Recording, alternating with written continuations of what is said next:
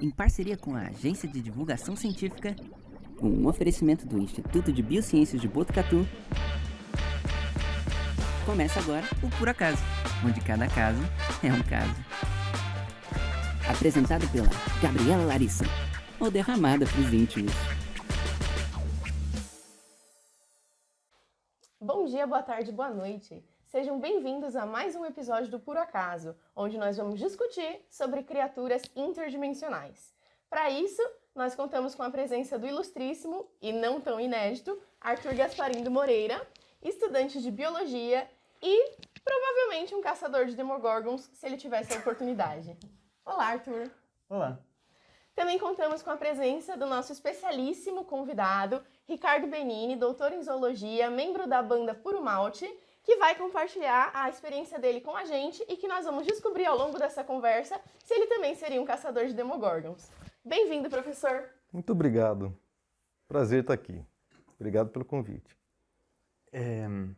E temos aqui a nossa host do podcast, nossa apresentadora do podcast, Gabriela Larissa, que, por acaso, também é neurocientista, que vai revelar pra gente tudo sobre os poderes da mente. Quem me dera saber alguma coisa dos poderes da mente.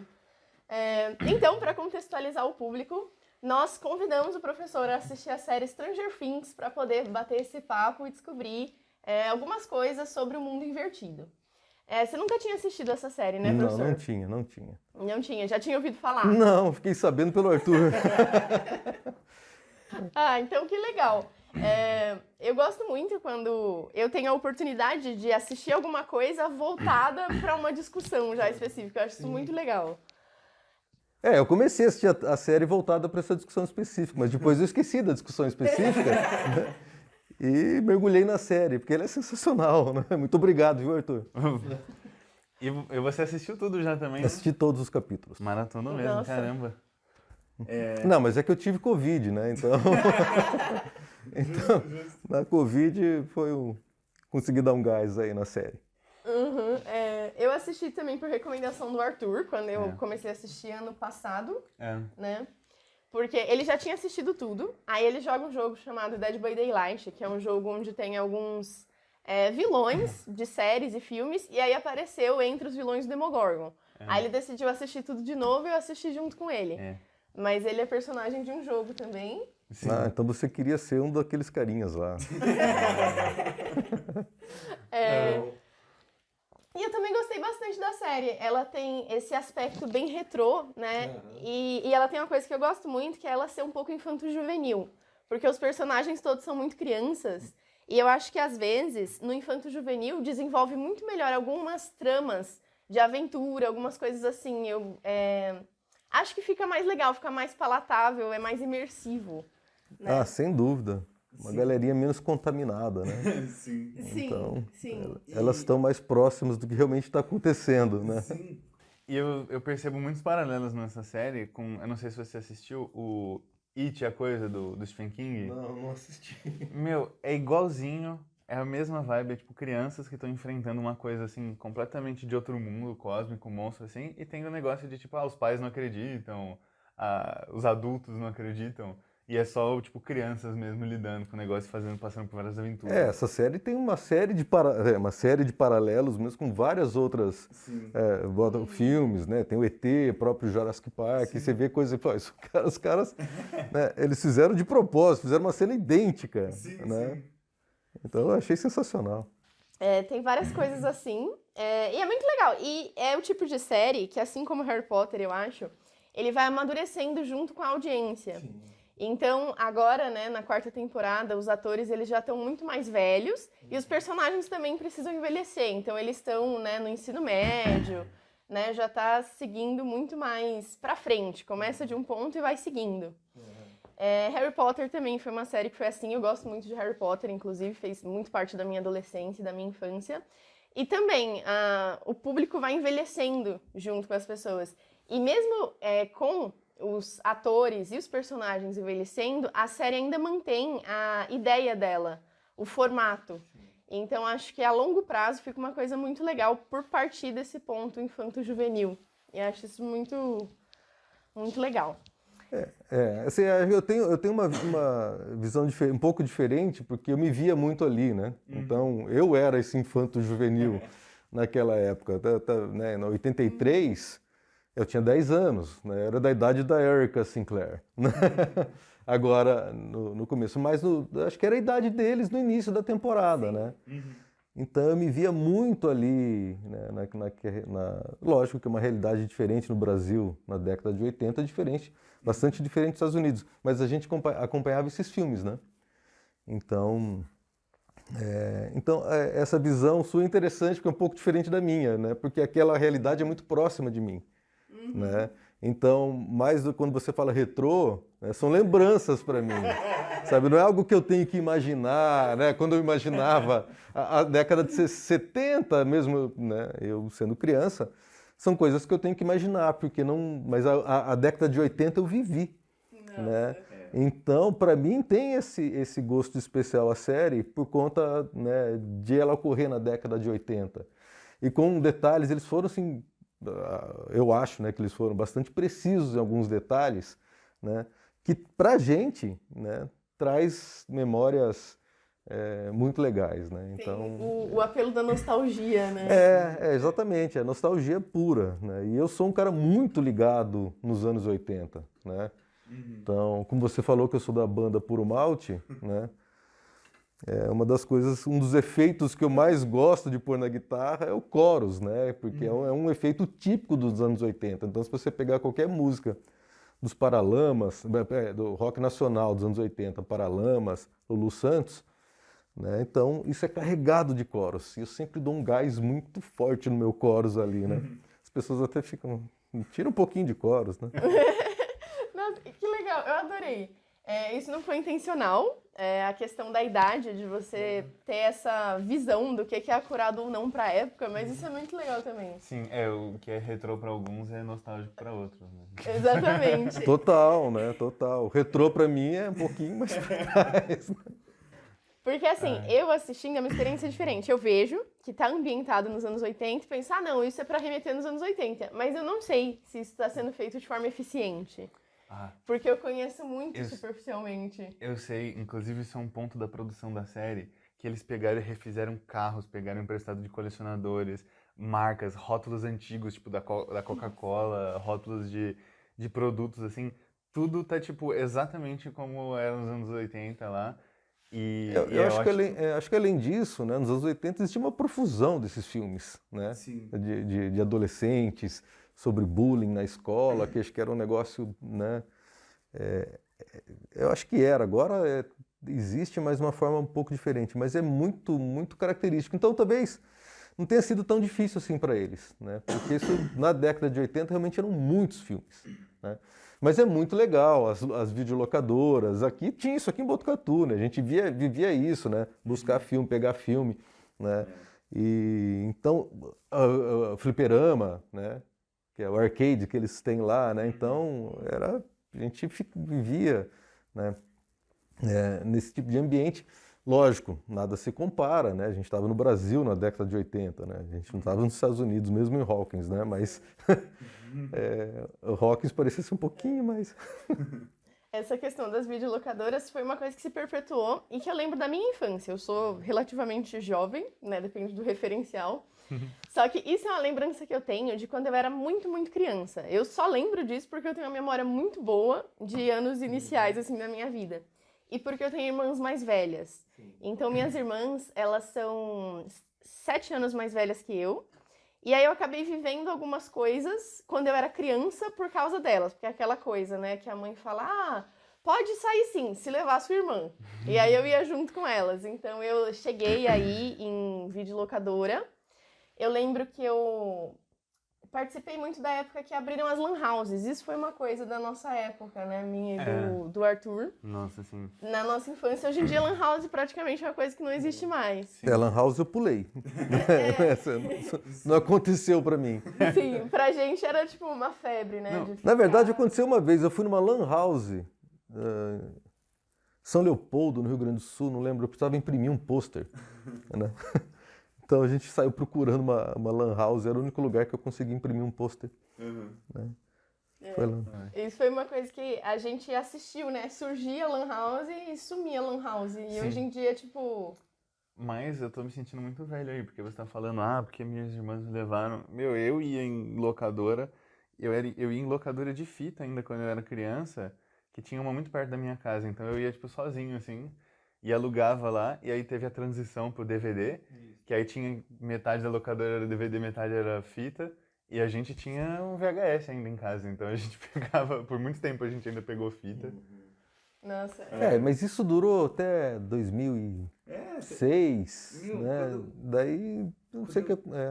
mais um pouquinho, não me lembro. Quando eu me mudei pela última vez, foi tipo em 2009, e eu ainda aluguei DVD na casa mais recente, assim, tipo, por mais uns anos ainda. Então, até 2010, assim, pelo menos tinha. Depois... Demorou pra morrer, né? TV a cabo se difundiu, né? Sky, DirecTV. Daí tinha mais séries e os filmes disponíveis na TV a cabo, né? Que você podia comprar ali, inclusive, né? Sim, e foi pouco depois disso que veio aí os Netflix da vida, né? Daí foi a evolução, né? Inclusive a Netflix lá, eles até contam uma história aí do criador da Netflix, não sei se é verdade, mas que boatos que ele criou a Netflix porque ele ficou bravo com a Blockbuster, que ele foi lá, atrasou pra devolver um negócio, e eles falaram, beleza, $50 aqui de multa. E ele falou, eu não vou devolver então, ficou com o negócio e foi criar uma plataforma de streaming aí. Mas não só a criação dessas plataformas, como a Netflix, por exemplo, repercutiu nisso, mas também a acessibilidade à tecnologia. Sim. Que antes a maioria das casas não tinham computadores, aí passaram a ter um computador, que era o computador da família, né? Então, tipo... O pai usava pra trabalhar, não sei o que os pais tanto trabalhavam, porque mal tinha internet na época, mas eles iam lá, tinha isso, pro pai trabalhar.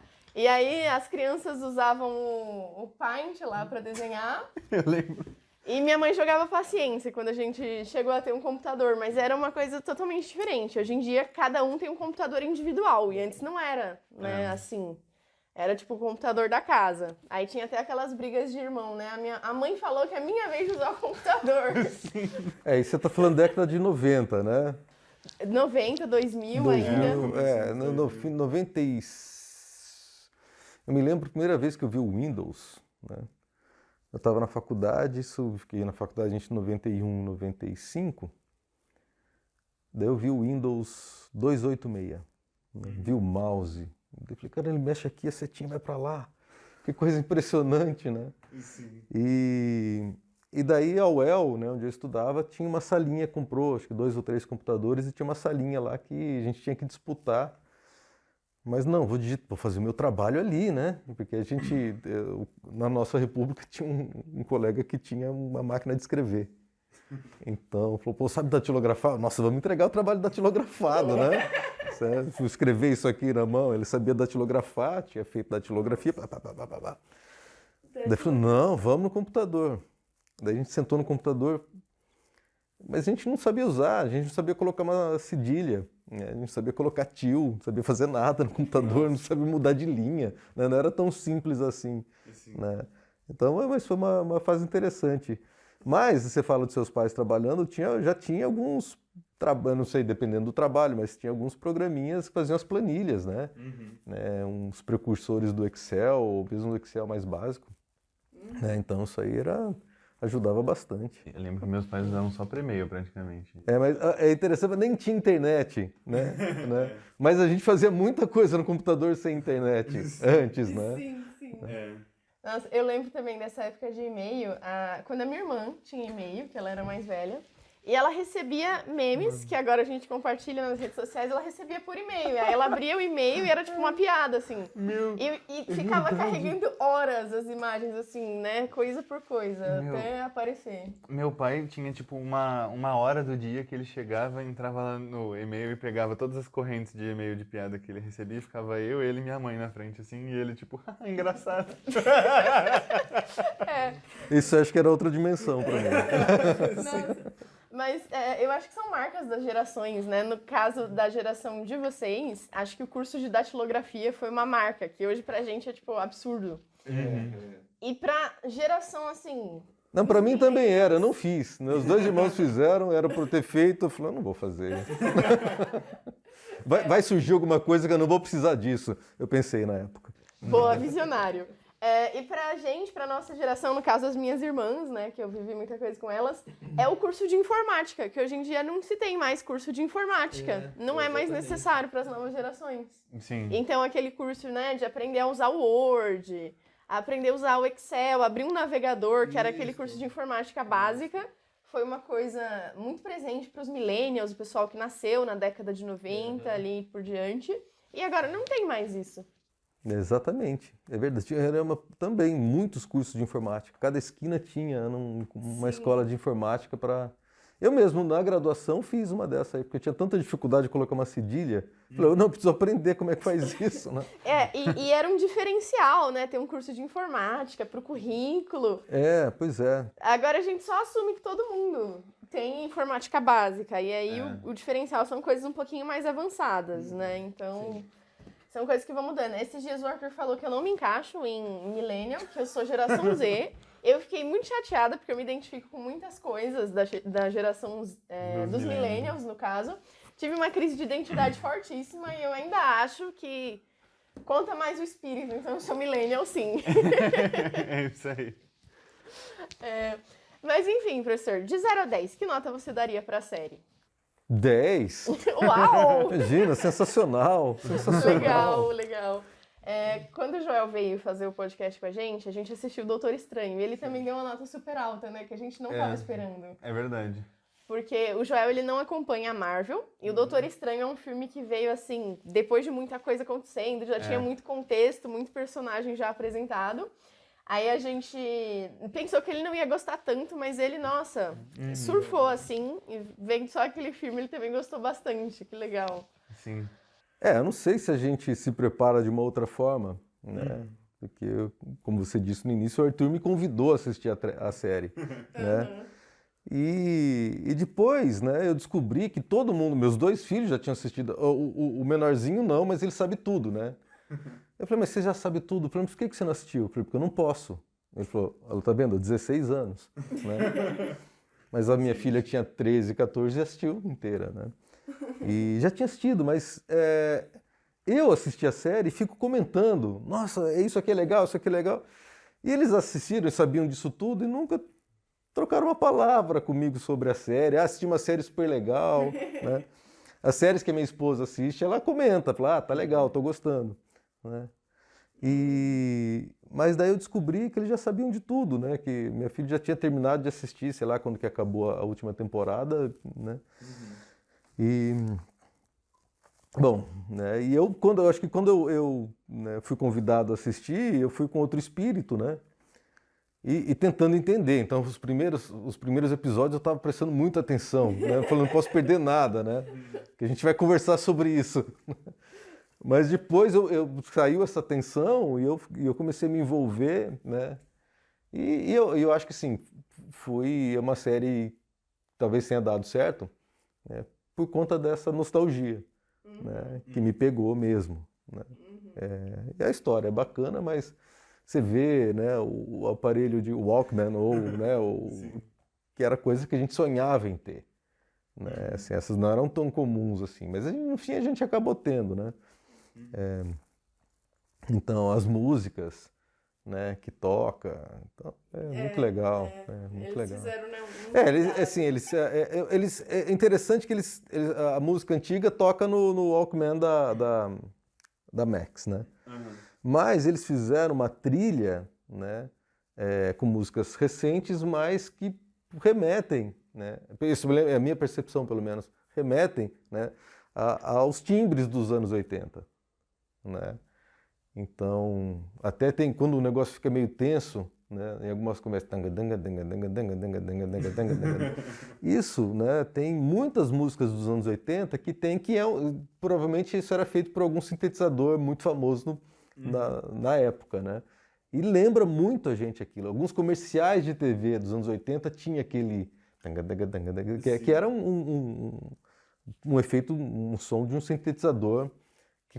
Eles começaram na década de 70, mas nos anos 80 eles eram muito utilizados, né? Sim. Então, são coisas novas, mas eles usam esses timbres. Então, o negócio é cuidadoso nesse sentido, né? Para você estar ambientalizado nos anos 80.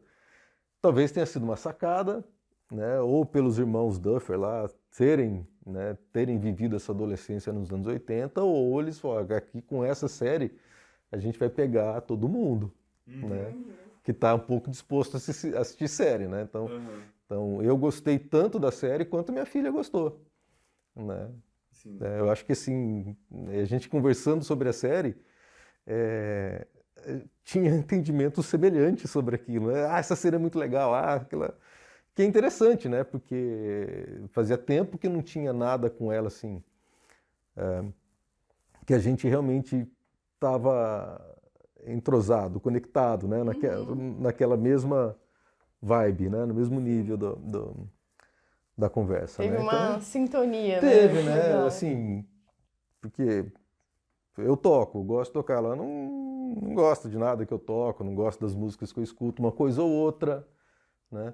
Mas essa série, sim, né, eu acho que, pelo menos lá em casa, funcionou. Legal.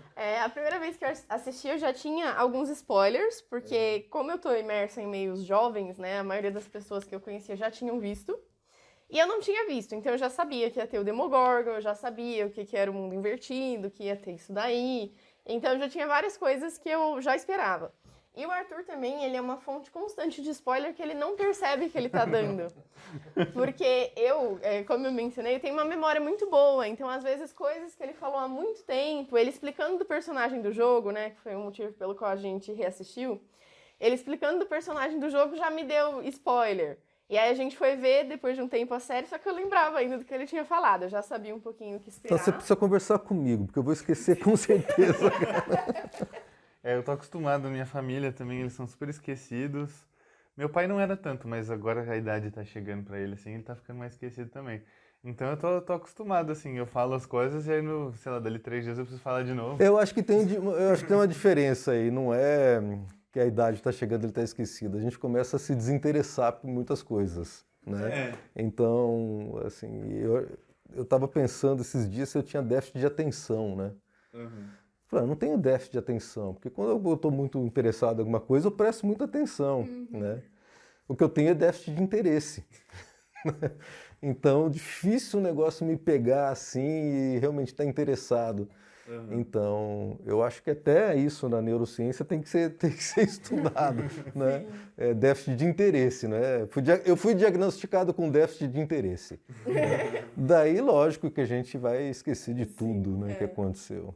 Com certeza. Aquilo que você tá mais interessado, você presta muito mais atenção, né? Também. E conforme a idade vai chegando, você vai se desinteressando de mais coisas, De mais né? coisas, de mais coisas. E você começa a ficar interessado por menos coisas, né? Mas talvez num nível que compense, né? Então, você se foca em algumas coisas, fica mais interessado, menos disperso, né? Só que daí a gente fica muito chato.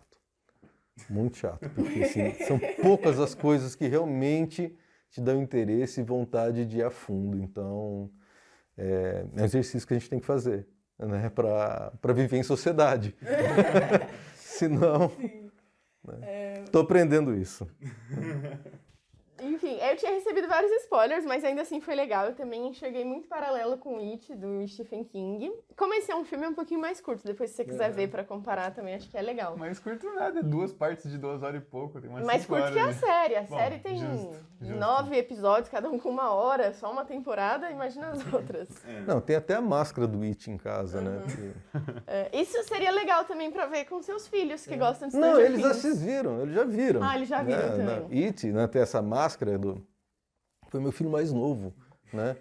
Eu falei, imagina, né? Vai assistir um filme desse. Nossa, para ele não fez a menor diferença. Né? Ele não tem medo do bicho. Né? Na década de 80, os filmes de terror eram muito, muito, muito famosos, né? Então, a gente se reunia para assistir filme de terror, molecada, né? Isso é uma coisa que eu percebo na diferença dos filmes mais antigos, que eu gosto muito de filme de terror. E eu vi os antigos e vi muitos dos novos. E eu percebo essa diferença que os filmes antigos eram muito mais sobre choque. Então tinha muito mais violência, gore, né, sangue pros lados, assim. E agora, isso não choca mais as pessoas, porque tem televisão, tem computador, tem muitos filmes. As pessoas não estão mais chocadas com isso. Então agora eles precisam trabalhar mais com tensão, com aquilo que você não vê, susto, que são coisas que realmente pegam e surpreendem as pessoas. Então tem muito filme de fantasma agora, por exemplo, que não tinha antes. Mas embora a gente mas quando eu assisti Poltergeist, eu falei, Sim. Esse eu nunca vi. Mas Poltergeist tem muita coisa de choque também, eles mostram muito. Um filme, Witch, embora eu não ache ele uma trama que dá muito medo, até porque são, tipo, crianças lá no contexto, a primeira cena da parte 1, aquela cena me pega, a cena do bueiro. Sim. Que é, tipo, a abertura do filme. Aquela ali eu falei, nossa... Foi ali que eu parei de assistir. Mas dali pra frente, fica tranquila. Só a primeira, assim, que é uma coisa, né, muito... Sim, mas o Stephen King parece até que ele começou com isso, porque o Stephen King, apesar dele ter coisas bem gráficas, quer dizer, gráficas não, né, porque é um livro, mas nos filmes dele ter coisas gráficas, de escrever bastante, eu acho que ele que começou, na minha concepção, ele que inventou esse terror moderno aí, que é do o que você não vê, da sugestão. E isso é muito carregado por Stranger Things. Você pega, por exemplo, o Demogorgon. O Demogorgon aparece pouquíssimo na primeira temporada. É muito mais sobre, tipo, tem os sons dele, aparece um vulto passando. E vai, tipo, criando tensão, criando medo. Mas é que o Demogorgon, a hora que ele aparece de verdade, aí perde a atenção, né? Você viu que bicho aí. É um couve de bruxela. Ali é pra quebrar a atenção mesmo. Porque aparece um bicho daquele. Um aspargo assassino. Não, mas isso é uma coisa real. Eu acho que essa tensão do que você não vê é melhor que você mostrar e as pessoas ficarem, oxi, o que é isso? Meu, sim, tem até uma história, não sei se você assistiu, tem um filme aí recente, chama Caixa de Pássaros. Você viu esse filme? Não.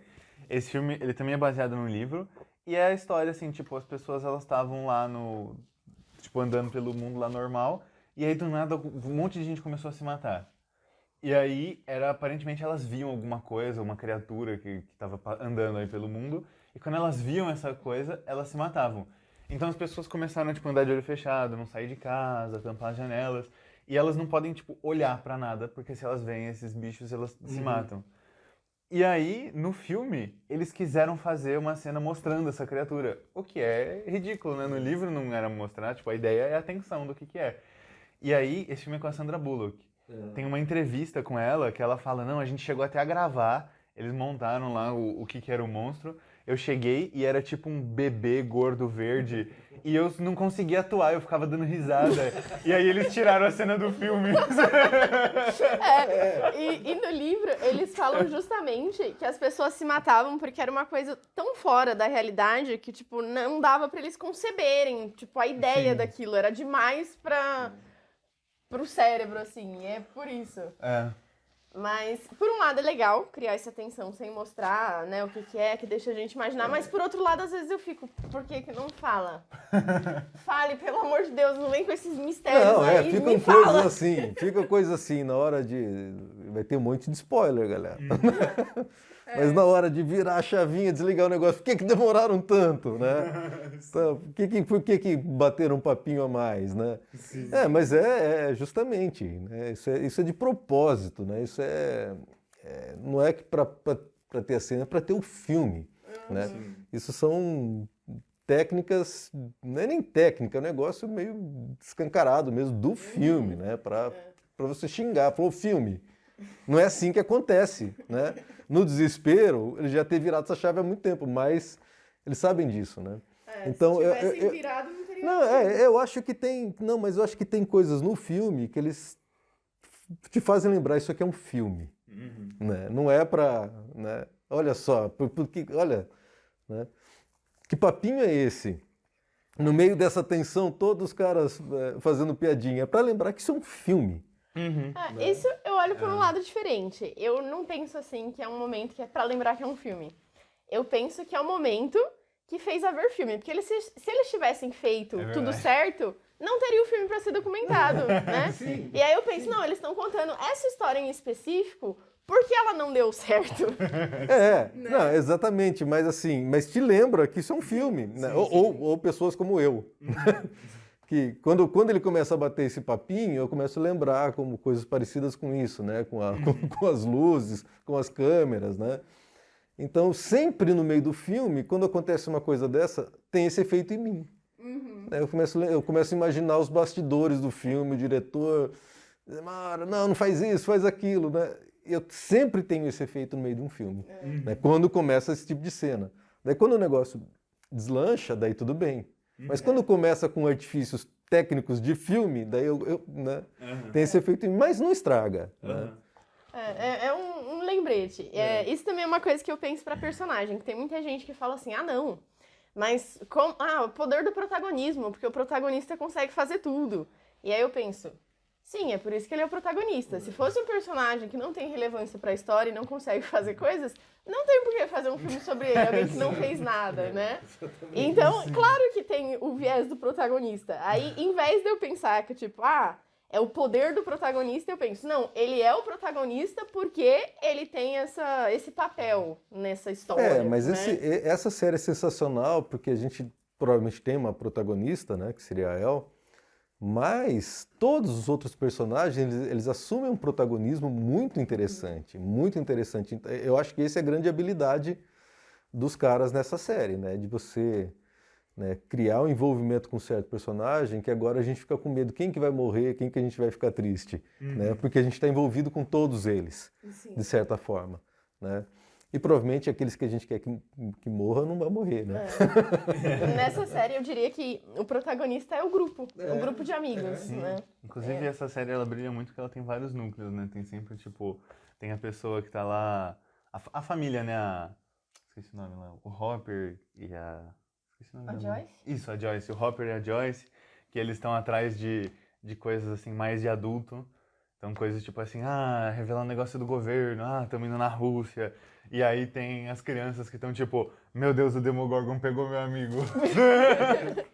Que é o que aconteceu, de fato. Não que não estivesse acontecendo o problema do governo, da política, da guerra, né? Né? E assim, muito legal a Guerra Fria, né? Eu vivi a Guerra Fria. Então, toda aquela tensão. E na década de 80 era sempre assim, americano falando mal de russo. Né? Então, 99,9% dos filmes, né? Sempre tinha um jeito de falar mal dos russos. Né? Assim. Meu Deus. E, cara, esse negócio do grupo ser, tipo, protagonista, ser uma entidade, foi um negócio que foi tão forte pra mim, que no começo o Will some, e aí eles fingem que acharam o corpo dele no rio pra encobrir que ele tava no mundo invertido. Cara, quando eles tiram o corpo do Will da água e que os amigos dele estão vendo, né, que eles foram lá foram se meter onde não são chamados, eu chorava tanto. Eu fiquei soluçando desesperada e o Arthur falava, não se preocupa, o Will não morreu de verdade. Eu falo, Arthur, eu sei, os amigos dele não sabem. Aí ele, mas são personagens. E, cara, não adiantava, eu fiquei inconsolável, imaginando essas crianças vendo um amigo deles morto, sendo tirado da água. Cara, nossa. Tem uma peculiaridade da morte do Will muito legal, que eu achei sensacional, e aí virou nostálgico. Porque hoje, cara, a gente tem internet, tem as redes sociais, a gente tem tudo. Então a gente sabe das pessoas. Né? Então a gente sabe das pessoas, não tem a nossa infância e adolescência, que será que ela está pensando? Onde que será que eles estão? Hoje você não tem mais essas dúvidas, né? E ali achei sensacional no enterro do bonequinho do Will lá. Daí tava a menina chorando, né? Daí acho que foi o Dustin que falou, sei lá quem falou. Nossa, quando o Will souber que fulana de tal chorou no enterro dele, eu achei aquilo sensacional, né? Eu achei aquilo sensacional, porque era um tipo das coisas que a gente queria saber, né? E hoje a molecada sabe, não demora 5 segundos, né? Agora você não precisa folhear a sua própria morte para Pra saber. Às vezes você queria, né, voltar para a escola para reencontrar todo mundo que você passava o final de semana em casa sozinho, né? E voltar para a escola. Embora não fosse das coisas mais agradáveis, né? Estar dentro da sala de aula, quando você é criança, ou não, né? Quando você é mais velho também. Mas a gente queria voltar para ter esse contato. E esses mistériozinhos, né? Que seria sensacional. Falar, olha, quando eu descobri que fulano de tal chorou no enterro dele, né? Eu achei muito legal aquela cena. Nossa, sim. Mas uma coisa que eu queria muito perguntar, aproveitando aí, que a gente tem um especialista presente. O Demogorgon aí, engraçado, né? Ele parece uma couve lá, assassina. Mas ele tem. Você percebe que ele tem algum paralelo, assim, com algum animal da vida real? Não, ele é um vertebrado, né? Né? Um vertebrado com a cabeça de uma planta carnívora, sei lá, o que é aquilo, né? Então, lógico, a gente vê alguns detalhes, eu acho que principalmente na cena do laboratório de Hawkins, né? Que eles estão meio que imitando os Velociraptors do Jurassic Park, né? Tem um monte de cena igual ali, de respiração, de estar se escondendo, né? E o Demogorgon procurando. Então, quando você olha para aquilo, né, você eram cachorros, né? Então, os movimentos de cachorro, a musculatura de cachorro com uma cabeça de, sei lá, explocouve, né? Planta carnívora. A gente vai ter que chamar um outro especialista para falar da cabeça. Um especialista em botânica. Do Demogorgon, né? Mas lógico, né? Chama atenção, né? Porque tem umas criaturas diferentes, né? Então, quando vai para o mundo invertido, a gente vê aqueles morceguinhos, né? Morceguinhos meio dragãozinho, né? Agora, o que eu não reparei? Eu acho que eles foram assim fiéis, eles não fizeram um dragão divino ou mágico também, né? Que você tem os membros anteriores, além mais um par de asas, né? Isso não existe, isso aqui nunca a gente vai evoluir, né? Se a gente acreditar que a vida surgiu uma única vez, né? E que ela evoluiu, né? Pensar dentro dos vertebrados. Não tem como a gente imaginar um dragão, né? O que seria esse apêndice a mais articulado, né? Então, porque os nossos membros anteriores são as nadadeiras peitorais, né? Dos peixes, né? Então, nossas pernas são as nadadeiras pélvicas dos peixes, né? Então, nós somos peixes altamente modificados. Não, olha para você, olha para a Gabriela. Um peixe, né? 2 olhos, né? Narina já com função diferente, a gente consegue respirar pelo nariz, os peixes não respiram pelo nariz, né? Então, eu acho que eles foram precisos em alguma coisa assim, mas assim, eu acho que eles não estavam preocupados, obviamente, em mostrar, né, que aqueles seres são possíveis, né, dentro de um processo evolutivo. Mas, como eles fizeram com base muito, né, do que se conhece, criaram monstros, não foram monstros aleatórios. O troço ali, o Devorador de Mentes, sim. Né? É um negócio né, que você não entende qual é a estrutura daquilo. Né? O que está estruturando aquilo. Né?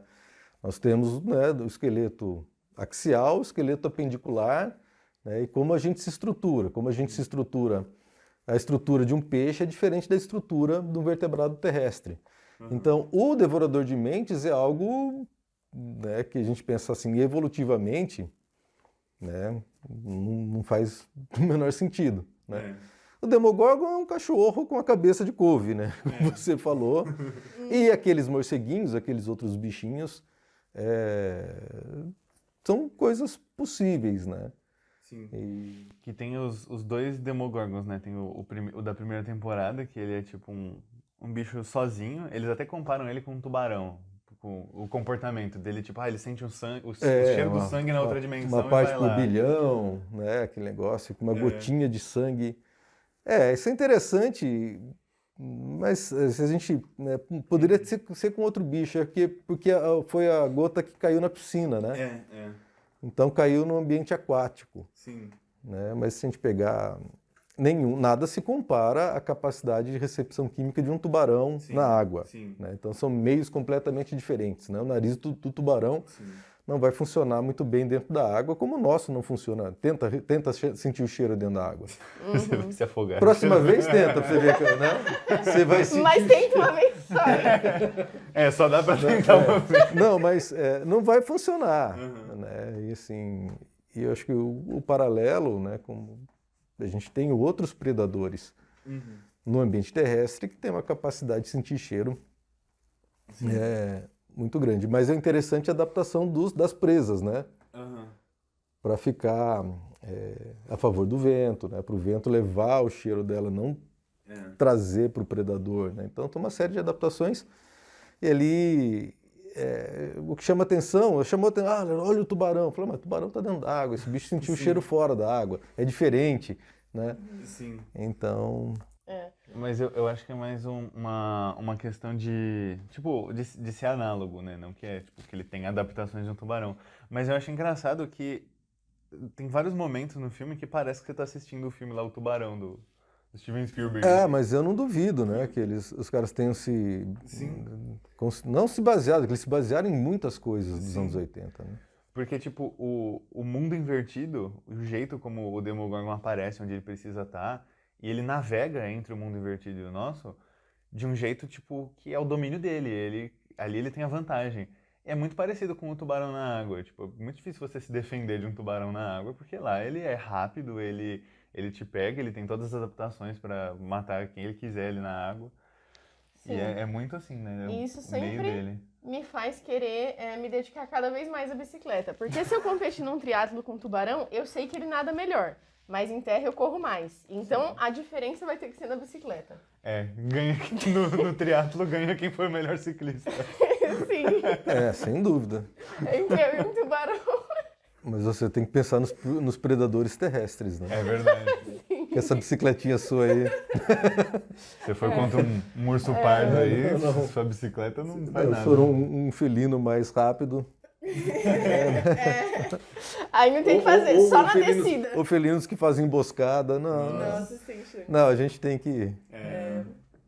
Mas o Demogorgon, o aspecto, a aparência dele me lembra como se fosse o Kraken do Piratas do Caribe, que tem aquela boca circular com vários dentes, misturado com a flor cadáver, que é uma flor que eu li no livro do Príncipe Gato.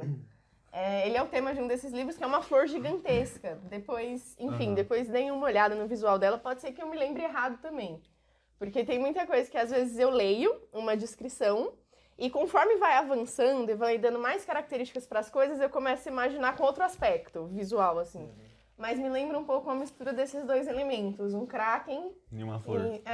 Então, mas Exato. assim, tem um monte de coisa ali que fica... Porque ele é um bicho que ele tem uma cabeça de flor e não tem pescoço. Ele não tem olhos também. Ele não tem olhos, mas ele vê pela boca, né? Então ele faz assim. Sim.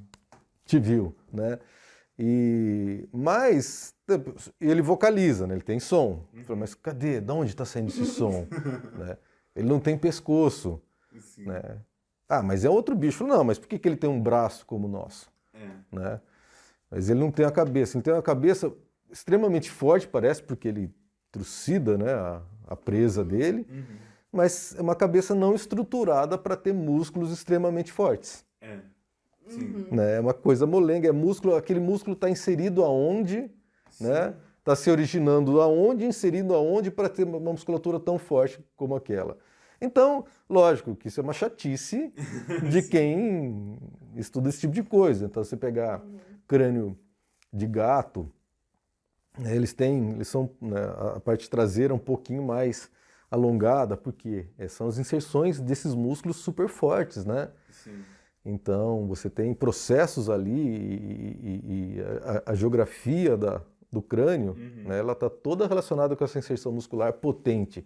Mas olha uma cabeça daquela, o bicho está vocalizando, o bicho está mastigando, trucidando, mas ele não tem estrutura, né, para isso. Então... É como se do pescoço para baixo ele fosse vertebrado, para cima ele fosse invertebrado, né? Tipo um molusco. Né? Que ele enrola tudo, abre. Mas o que a gente vê? Essas outras espécies, eles têm outros mecanismos que não esse, né? Sim. Então, ele praticamente é aquelas plantas carnívoras de desenho, né? Que cospe, né? Mas enfim, né? Aí é papo chato de especialista querendo dar pitaco, especialista, vírgula, né? Num negócio que não desmerece de forma alguma. Sim. Mas isso também conecta com uma coisa que a gente tem falado nos outros podcasts, que a gente tem dificuldade para imaginar coisas que a gente não conhece. Então eles queriam, eu acho, né, que fazer uma coisa bastante original. E aí pegaram elementos aleatórios para ir combinando. Mas eu nunca tinha parado para pensar nessa não correspondência da cabeça e o corpo, né? Esse é o tipo de coisa Eu que, achei isso... se não tivesse aí o especialista sendo chato, a gente não teria nem pensado nisso. Agora que ele falou, eu fico pensando, não, claramente tá diferente, mas eu não Faz tinha todo pensado sentido. nisso. Como assim, né? Não, Porque a gente... O que tem, né? O que a gente estuda, né, em morfologia? Né? A gente estuda, tem uma questão sobre integral, integração e modularidade. Né? Só que a modularidade, ela tem limite. Né? Então, você tem evolução, né? Por exemplo, os predadores. Né? Então, você tem muito corpo, que é parecido o corpo de uma presa e de um predador, às vezes eles são parecidos, né? Mas o que muda, principalmente? A cabeça, né? Porque muda um hábito alimentar, muda alguma coisa assim. Então, você tem a cabeça evoluindo de uma forma um pouco diferente, um pouco mais drástica do que as modificações que a gente vê no corpo.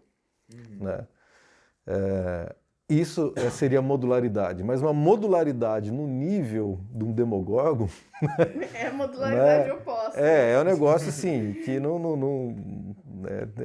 como que uma cabeça daquela evoluiu num corpo desse? Então, aquilo é uma forma improvável, evolutivamente falando. Né? Então, se você vê um Demogorgon, daí você pode dizer, a gente não entendeu nada, né, até agora.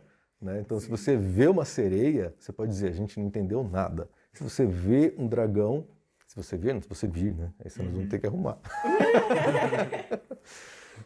A gente vai ter que... Então, caso você se encontre, né, com um bicho desse, a gente vai ter que rever tudo que a gente sabe até agora, né? Porque são coisas improváveis e a gente pode dizer impossível, né?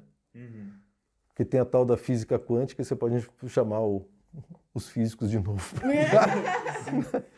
Mas é engraçado, você falou da sereia. Eu li relativamente recente aí o 20 Mil Léguas Submarinas e eles falam de um animal que eu acho que chama Wugong, que ele é parente do peixe-boi. Dugong. Dugong. Dugong. É um bicho que está extinto, né? Agora ele está extinto. Mas ele falava que ele até, no livro lá, falava que ele até vocalizava, que ele cantava, ele que deu origem dos mitos das sereias lá no Mar Mediterrâneo. Porque essa ordem, né, dos peixes-bois é Sirenia, né? Siren, né, de sereia. Né? É a ordem Sirenia. Né?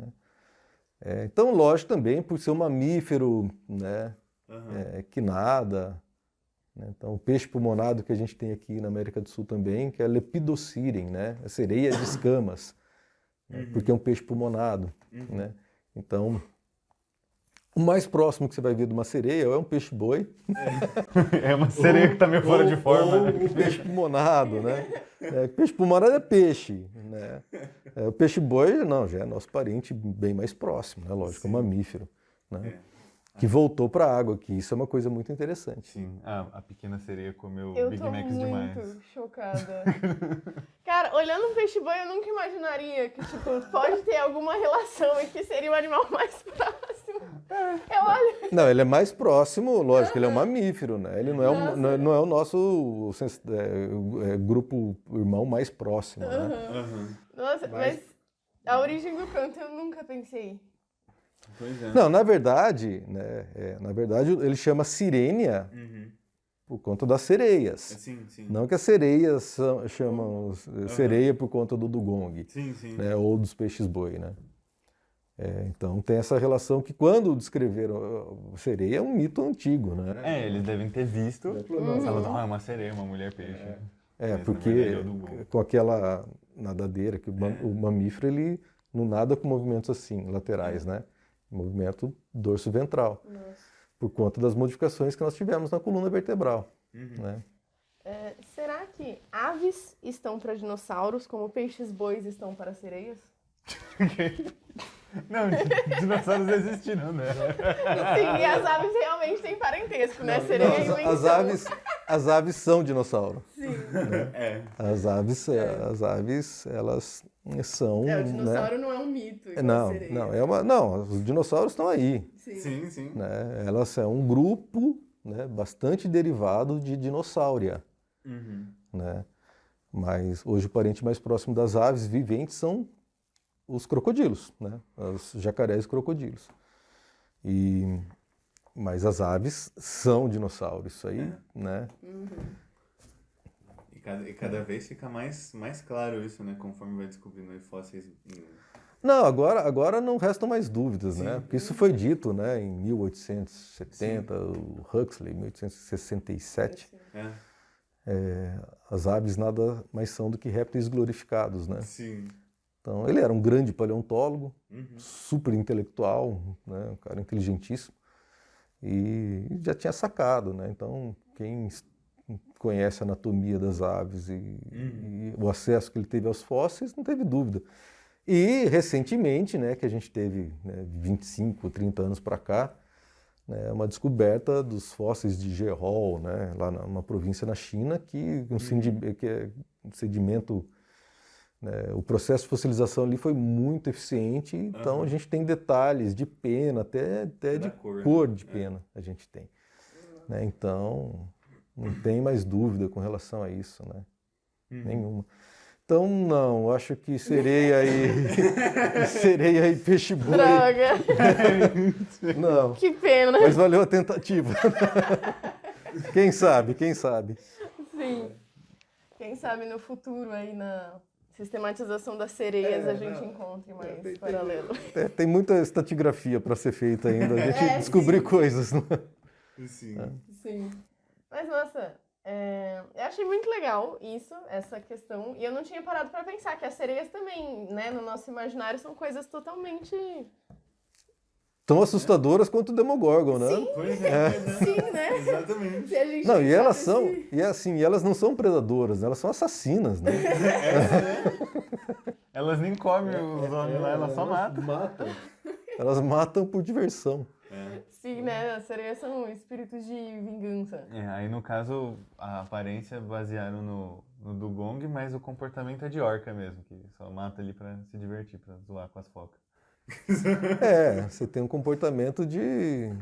Né, não sei, não entendo como sádico, né? Porque eu acho que falta empatia para as orcas.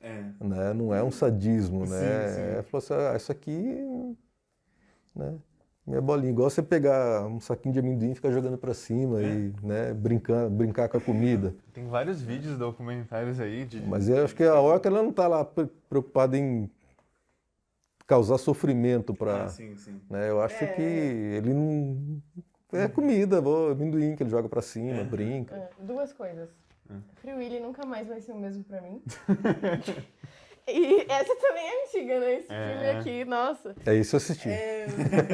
E o cachorro da minha irmã, eu acho que ele é muito parecido com isso. Ela tem um pitbull e uma vez ele... Cachorro estranho. Parecido com esse comportamento, querer se divertir, né? E aí uma vez ele pegou um gato.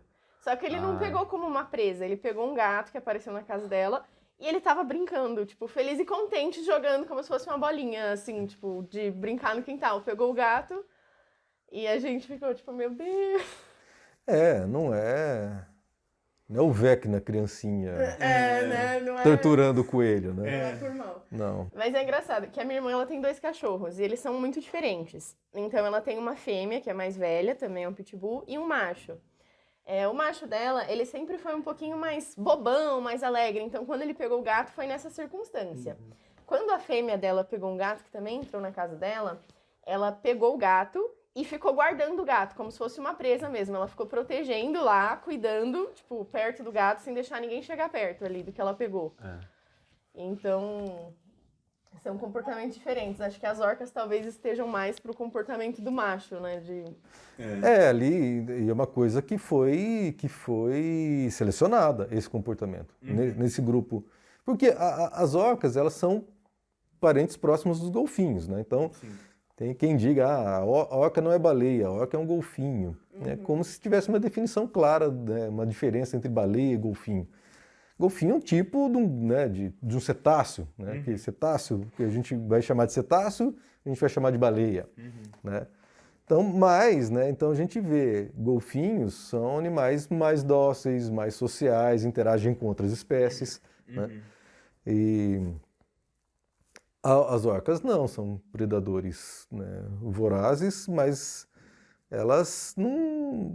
É uma brincadeira de pegar, né, a presa dela ali, de perseguir, ela perseguindo uma foca ou um pinguim, né? Então, a gente sabendo que aquele bicho vai comer, né, vai machucar, então o negócio fica um clima tenso, né? Mas para ela é mais um dia, né? Vou lá jogar um pinguim para cima, quebrar alguns ossos, depois eu vou me alimentar. A gente tem muito isso de... Mas é porque a gente traz a nossa sensação das coisas, né? Mas ao mesmo tempo, né? Acho que todo mundo viu esse vídeo no YouTube da onça, de um leopardo, na verdade, né? Que preda um macaco, né? E o macaco estava com um filhote nas costas. E essa onça, quando vê o filhote nas costas, ela fica transtornada, né? Então é um negócio assim que você não... E abandona, né, a carcaça da mãe, é o que ela caçou, pega o filhotinho e fica protegendo o filhote, né? Coloca ali, lógico, o filhote vai morrer, não vai ter a menor chance. Eu já vi esse vídeo. Né? Então, mas não é um comportamento de leopardo. Né? E o que é isso? Variação. Né? Se todos os leopardos se comportassem como este indivíduo, né, isso for selecionado, né, é o fim dos leopardos. Né? Todo animal é filho de outro animal. Então, vai ser, não, é o fim dos leopardos. Falou, não, eu não vou... Daí, a hora que eu começar a entender, falei, nossa, mas se essa presa aí tiver filhotinho? Não. Né? Eu vou começar a comer, que é o nosso comportamento. Né? Eu vou começar a comer alface. Né? Então, agora, não é porque a gente raciocinou sobre isso. Né? Essa é a minha visão. Né? Acho que nós temos muitos indivíduos com esse entendimento intrínseco. Né? E que acaba, no ambiente que a gente está, acaba selecionando, sobressaindo. Mas tem gente que não, tem gente que tem prazer em separar, né, os filhos da mãe. Né? Então tem gente que é uma coisa de maluco, né? Quando a gente vê, a gente não entende quais são o que está por trás disso, mas quando eles pegam as pessoas na fronteira, tentando atravessar a fronteira do México para os Estados Unidos, colocar a criança de um lado, mãe do outro, o que está por trás disso? Né? Em questão de segurança, em questão de... Né? A gente só consegue enxergar maldade, né? Desumanidade. Então, tem. Né? Se alguém deu uma ordem para fazer um negócio desse, né? Outros cumpriram, né, com satisfação, outros com bastante incômodo. Né? Então, isso é a variação que a gente vai ver no mundo. Né? Então, quando, né, até eu ver um negócio desse, quando um leopardo ia sentir empatia pelo filhote. Sim. Mas empatia é um sentimento que está, né, não é nosso. Né? Que a gente acha que somos só nós que temos isso, né? Porque nós somos racionais. A gente está longe de ser racional. Né? A gente já tem um cérebro muito mais apto, muito mais eficiente, mas que está cheio de falhas também. Né? Sim, inclusive isso é uma coisa, eu tenho um vídeo do Vsauce, que é um cara no YouTube que ele fala esse conteúdo científico. E ele comenta disso, que a gente, do cérebro humano, que a gente evoluiu não para ser racional. A racionalidade, né, a razão, é uma coisa que a gente inventou. A gente evoluiu para pensar, e ser racional são coisas diferentes. E ele percebe isso, inclusive, quando as pessoas discutem, quando as pessoas estão conversando, você não precisa apresentar fatos, fazer o método científico para convencer as pessoas. Você só precisa convencer as pessoas. Pode ser com uma mentira, pode ser com uma coisa que não é verdade, coisa empírica. Tipo, meu primo fez tal coisa e funcionou. Então isso é uma coisa que a gente tá muito mais selecionado do que, tipo, sei lá, usar o método científico. Nós temos uma capacidade diferente de resolver problemas, de se colocar em problemas e de resolver problemas, né? Então, mas é um bicho, né, cheio de problemas também, né? Isso é uma coisa interessante, essa questão da empatia, porque eu li o livro Homo Deus, do mesmo autor de Sapiens. Sim. E nesse livro tem um trecho que foi um trecho que me incomodou um pouco por causa disso. Porque ele fala que a gente precisa da racionalidade para que a gente possa ser humanos, senão a gente não tem limites para não fazer maldades. Como se a empatia fosse uma escolha racional. E eu lembro que eu fiquei muito incomodada com essa...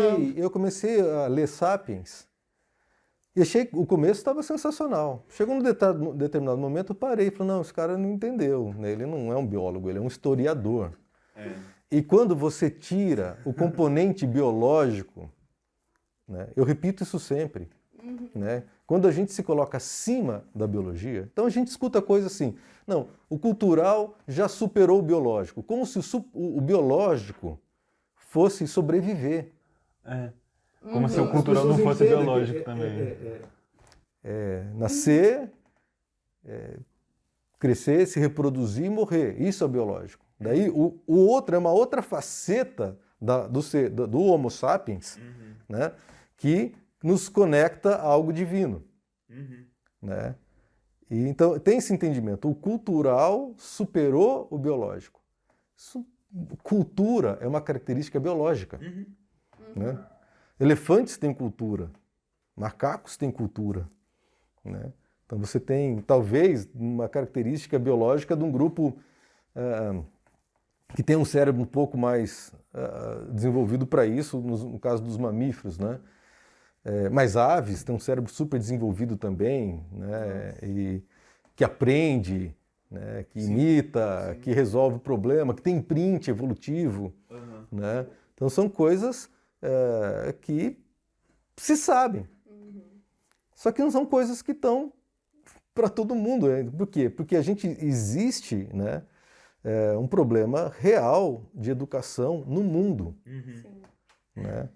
Então, quando a gente fala, nós temos que desenvolver tecnologias para resolver os problemas do mundo.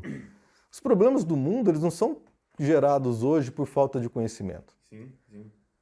Eles são gerados hoje por falta de aplicar o conhecimento. Né? E corrupção, lógico. Por que nós temos miséria e fome? Com toda a tecnologia que a gente tem para produzir comida.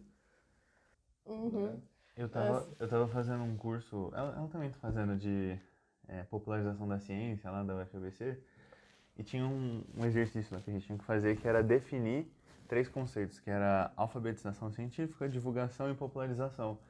E eu percebi que, tipo, no meio dessa pesquisa, eu percebi uma coisa, que a alfabetização científica, que é uma coisa que tem que acontecer bem mais cedo na pessoa, isso é o que está faltando.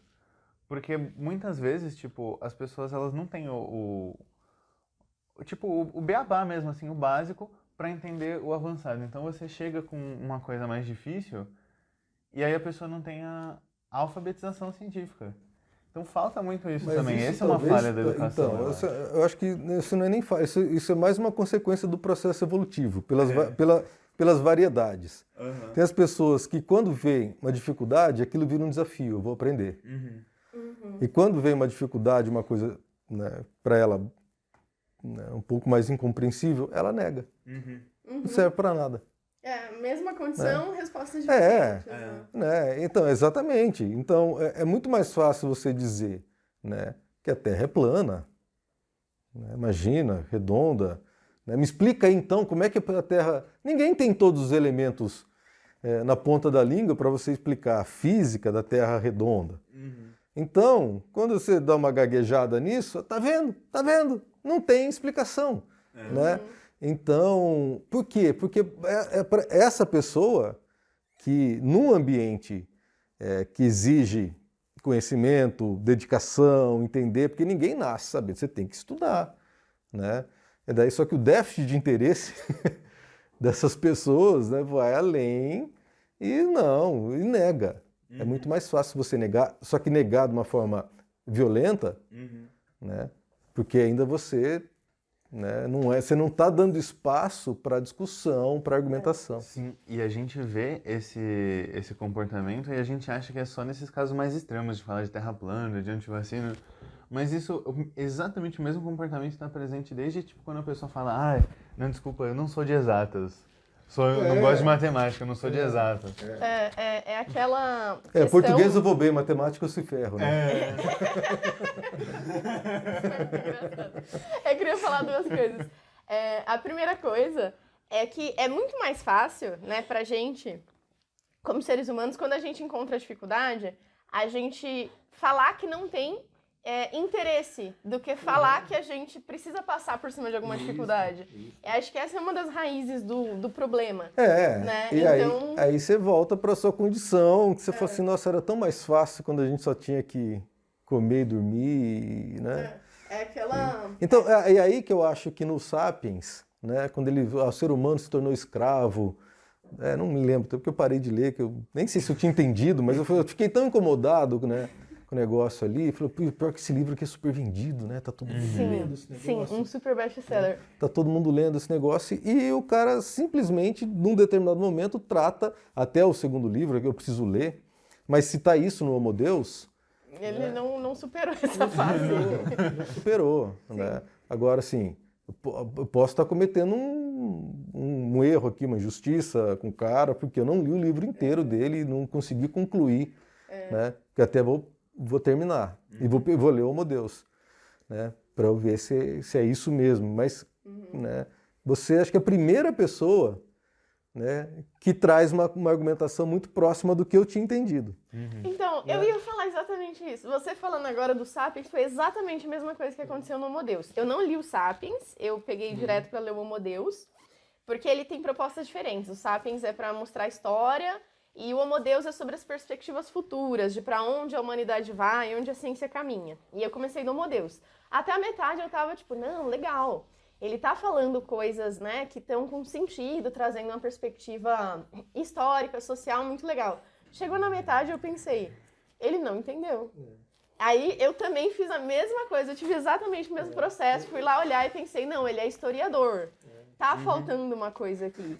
Eu acho que tem coisas básicas que a gente precisa tratar na biologia, porque quando a gente vai para a evolução, agora a gente vê evolução de genoma, duplicação de genoma, genes transversais, né? Então, um monte de coisas, de processos hipercomplexos, né? Você precisa ter uma base boa para entender, mas tem outras questões da evolução, né, que elas são mais diretas, mais óbvias, né? E que, né, independente, né, de todos os processos, os mecanismos que levam aos diferentes fenótipos, né? Os fenótipos já são bons resumos que a gente pode utilizar para explicar muito da evolução.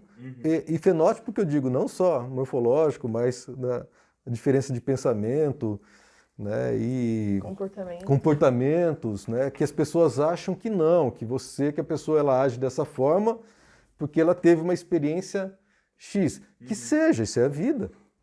Né? Então, porque ela tem um cérebro ela tem um cérebro que é suscetível a diferentes experiências, mas tem outros cérebros que são menos suscetíveis a diferentes experiências, né? Sim. Então... Mas é que nem você fala lá no primeiro dia de aula de sistemática, lá no primeiro ano, que você fala aquela frase, que eu sei que não é sua, mas para mim sempre será sua, porque foi a primeira vez que eu ouvi, que nada na biologia faz sentido senão a luz da evolução. Teodosius Dobzhansky. Sim. E aí as pessoas ouvem essa frase e falam, não, mas isso não é biologia, isso daí é social, é cultural. E quem diz que isso não é biologia? Tudo é biologia. Não, assim, social e cultural do quê? Sim. Sabe, de cadeira, né?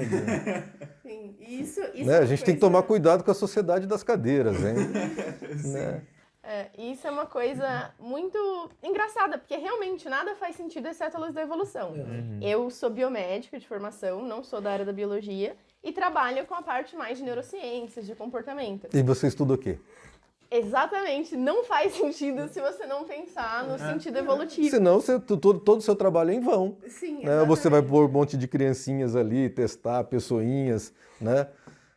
Olha só, né, quando chega, como é o absurdo, né, a gente transformar isso aqui num Auschwitz, né, um negócio, fazer experimentos com pessoas, mas, sim, os experimentos que são feitos, né, em rato, por que são feitos em rato?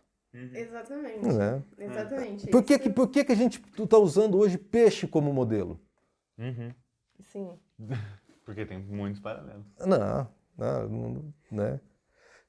Os paralelos são coisas que vão gerando diversidade, mas a gente tem uma linha, uma sequência evolutiva, né, e ramificada, né, óbvia. Sim. Nossa, faz muita diferença. É importante para todo trabalho.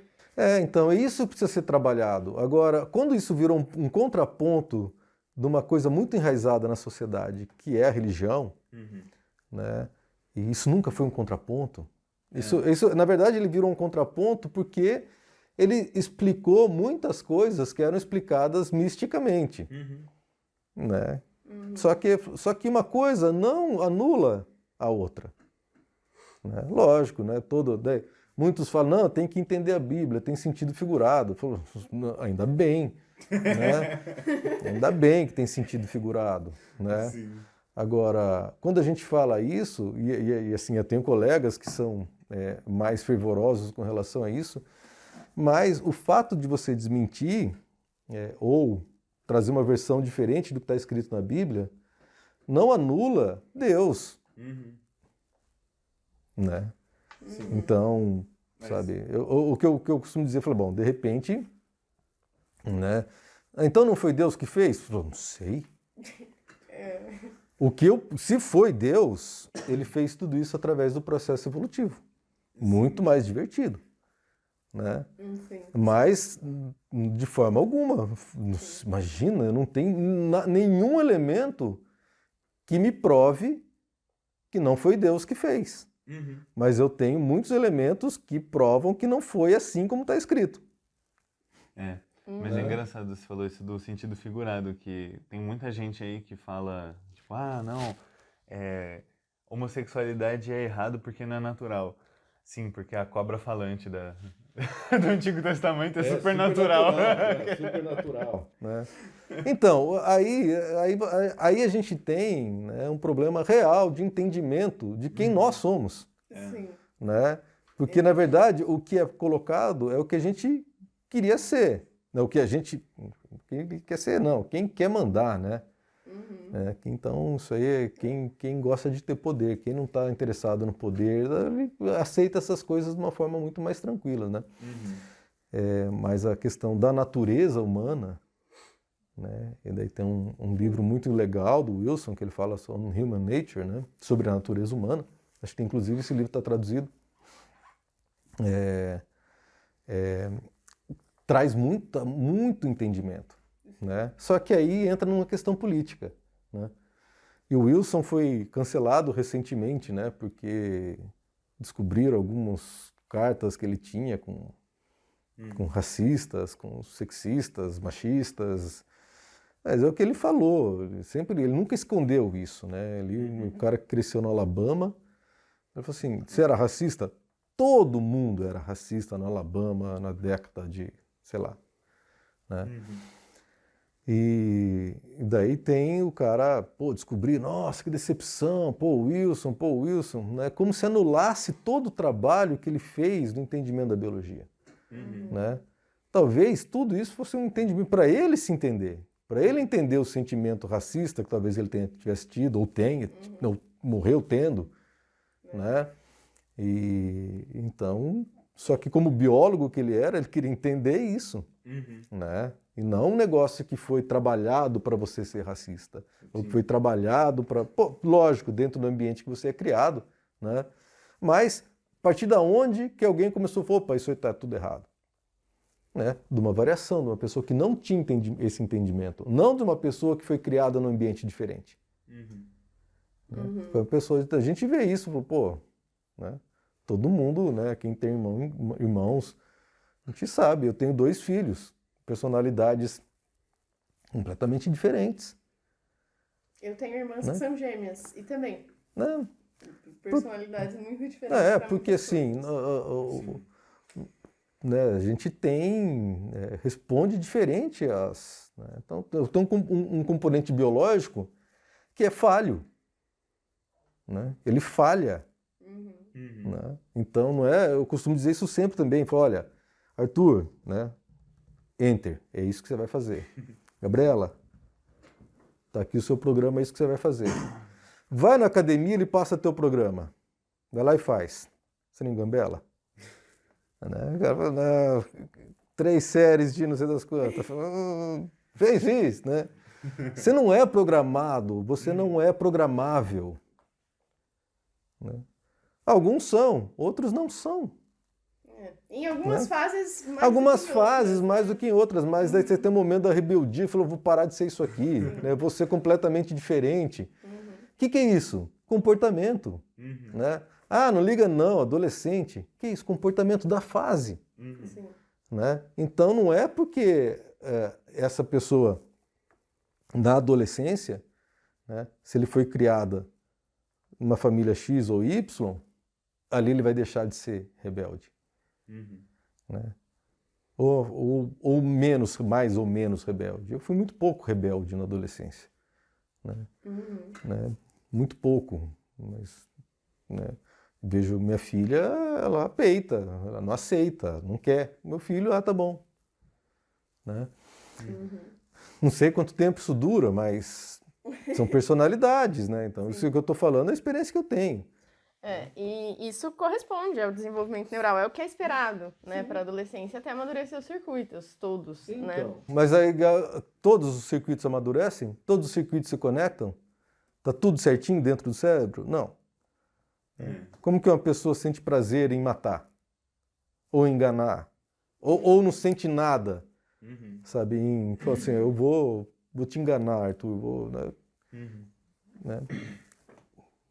Sim. Né? Então... Ou não sente, não sente nada, falta de empatia.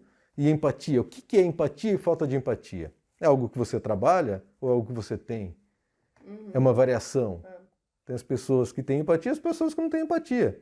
Né?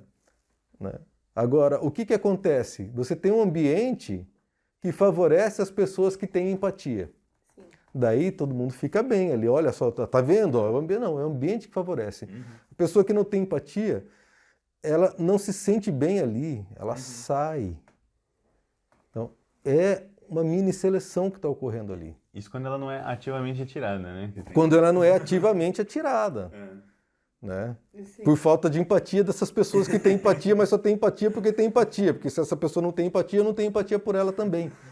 Sim. Né? E a empatia também é um conceito que às vezes a gente trabalha de uma forma muito leviana. Porque é empatia, então o pessoal fala, não, empatia é você se colocar no lugar do outro. Só que muitas vezes a empatia é baseada em você mesmo. Você tentando colocar o que é seu no outro. Então você acaba partindo muitas vezes do pressuposto de que o outro precisa da mesma coisa que você. E a gente começa a entrar em alguns problemas de definição. Então, por exemplo, a pessoa que não sente muita empatia não vai receber empatia das pessoas que se dizem empáticas, porque é sempre uma projeção, né, de você. Então, a empatia é um conceito muito... É o que eu digo assim, a gente tem que tentar entender a variação. Né? E não apontar a variação como uma coisa... Lógico, tem coisas, até para você viver em sociedade, você tem regras por quê? Né? Porque você tem variação. Tem pessoas que se comportam e tem pessoas que não se comportam. Né? E não vai me dizer que a gente só está comportado aqui porque tem regra. Né? Eu não penso em matar, em roubar ninguém porque eu vou ser preso. Isso, né? Então, não é isso. Né? Agora, por que tem prisão? Porque tem gente que não se importa com isso. Né? Então, a questão de impunidade, a sensação de impunidade, que eu acho é uma coisa intrínseca da pessoa, ela não se importa. Né? Ela sabe que ela pode se dar mal, mas ela continua, porque é aquele ser. Ou porque ela espera que ela não vá ser pega também. Não, mas assim... mas ela tem esse sentimento, que não é o meu, que não é o seu. Né? Assim. Então você... É. Não, eu acho que não, porque a gente está dando risada aqui no mesmo ambiente, né? Eu acho que não, mas eu acho que as coisas não são tão simples quanto as pessoas acreditam que seja, né? Então... Sim, sim. Então, é muita coisa para colocar na balança. E tudo isso tem repercussões evolutivas, né, no final das contas. Não, então é a frase do Dobzhansky. Exatamente. Então, se você sempre colocar numa perspectiva evolutiva, vai fazer sentido. Né? Por que nós temos isso? Ou por que aconteceu isso na sociedade? Sabe, a gente não tem, por mais que as pessoas achem que a gente tem um domínio sobre como as coisas vão ser, né, vai dar errado. Né? A gente não tem, são tantas variáveis, são tantas mentes, são tantas coisas diferentes, né, que a gente não consegue controlar tudo. Né? É muito difícil, né? Eu falo assim, parece ser coordenador do curso ser uma coisa simples. Não é. Tem tanta coisa que foge do controle. Né? Do que para você é óbvio, por que essa pessoa está agindo assim e não está colaborando? E ao mesmo tempo essa pessoa fala, por que o coordenador não está colaborando comigo? Né? Então as coisas não são tão simples assim. Só que quando você coloca numa perspectiva evolutiva, e evolutiva é o que eu digo de variação, né? Então por que as coisas mudam? Porque você faz isso e fala, agora vão ser diferentes? Não. Né? Isso vai ser uma construção e alguns fenótipos vão prevalecendo, outros vão enxugando, depois de um determinado momento nós temos um ambiente mais propício a esse fenótipo do que aquele outro. Né? E aí, o que muda o ambiente, aí é efeito borboleta, né? Aí tem gente gastando bilhões de dólares para estudar gravitrons. Né? Então, eu estava vendo o negócio lá, com muita sorte, em 20 anos de, sei lá, 20 décadas, você consegue detectar 1 ou 2 gravitrons. Então, né, se tem essa preocupação, né, então tem uma rede de conexão aí, um negócio maluco, mas o que está ao nosso alcance é ver a variação. Né? Então, variação é a maior prova de evolução. Né? Não existe nada, né, que seja selecionado, a origem das espécies pela seleção natural. Não, seleção natural não é um processo de geração de diversidade. Ele é né, um corte. A diversidade que está sendo gerada por diferentes mecanismos, né? Então, além da seleção natural, nós temos outras explicações, a própria deriva, né? Mas o que gera a diversidade? Né? A variação para ser selecionada ou não. Né?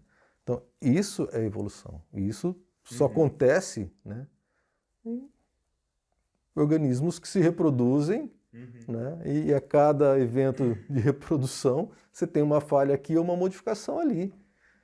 Né? Então, né, porque não é um sistema que você consegue reproduzir corretamente, direitinho, nem partenogeneticamente falando. Né? Você vai ter alguma falhinha ali, alguma modificaçãozinha que vai trazer uma coisa diferente. Né?